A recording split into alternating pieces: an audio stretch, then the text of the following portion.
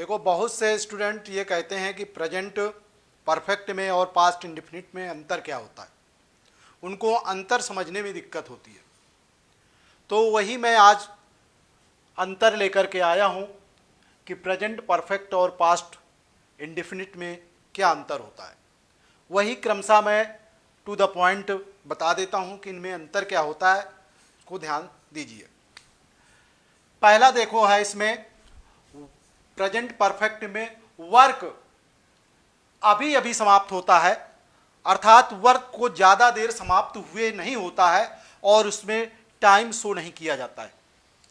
दूसरे में क्या है कि इसमें टाइम दिया होता है।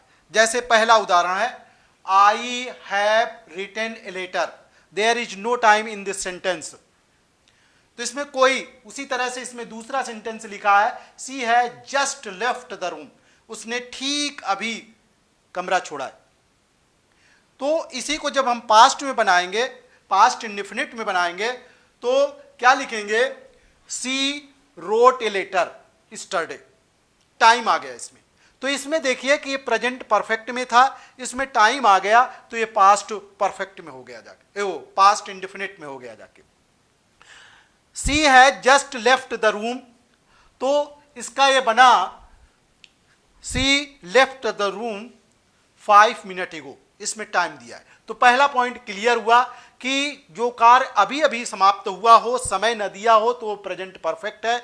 लेकिन कार्य कुछ समय पहले समाप्त हुआ हो और उसमें टाइम दर्शाया जाए तो वो पास्ट इंडेफिनिट है। दूसरा पॉइंट, यदि कुछ समय पहले घटित कार्य का रिजल्ट प्रेजेंट में, अर्थात कोई कार्य हो कोई और उसका रिजल्ट प्रेजेंट में ही बना रहे, तो उसको प्रेजेंट में करते हैं।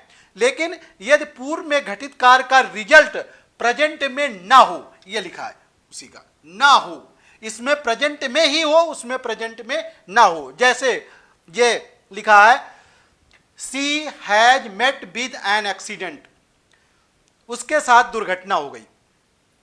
सी इज इन द हॉस्पिटल, अर्थात जो कार्य घटित हुआ, कुछ समय पहले कार्य घटित हुआ, उसका रिजल्ट प्रेजेंट में ही है, अर्थात पास्ट में नहीं, अर्थात बीता समय नहीं है।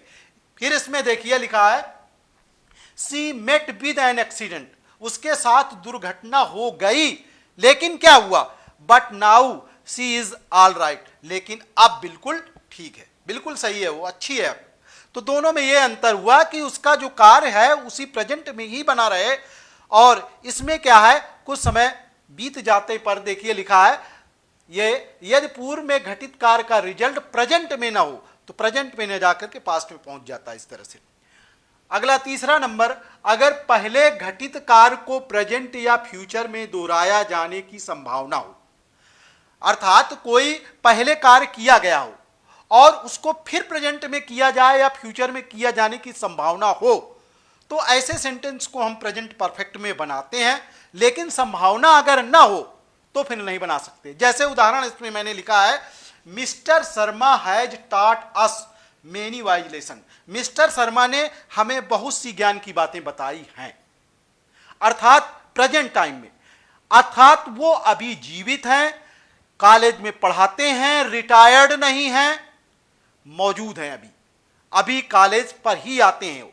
अगर रिटायर्ड हो जाएंगे तो हमको पढ़ा नहीं पाएंगे, अगर उनकी डेथ हो जाएगी तो पढ़ा नहीं पाएंगे। तो वही इसमें देखिए, इसमें जो है, अर्थात इसमें फ्यूचर और प्रेजेंट में भी वो कार्य कर सकता है, क्योंकि अभी वो मौजूद हैं या अभी रिटायर्ड नहीं है। इसमें देखिए क्या लिखा है, mister Sharma taught us many wise lessons, mister Sharma ने हमें बहुत सी ज्ञान की बातें बताई हैं, अर्थात बताई है नहीं, ज्ञान की बातें बताया। तो इसका मतलब यह हुआ कि अब इस दुनिया में वो है नहीं, या ये कॉलेज से अब रिटायर्ड हैं, कॉलेज में नहीं आते हैं।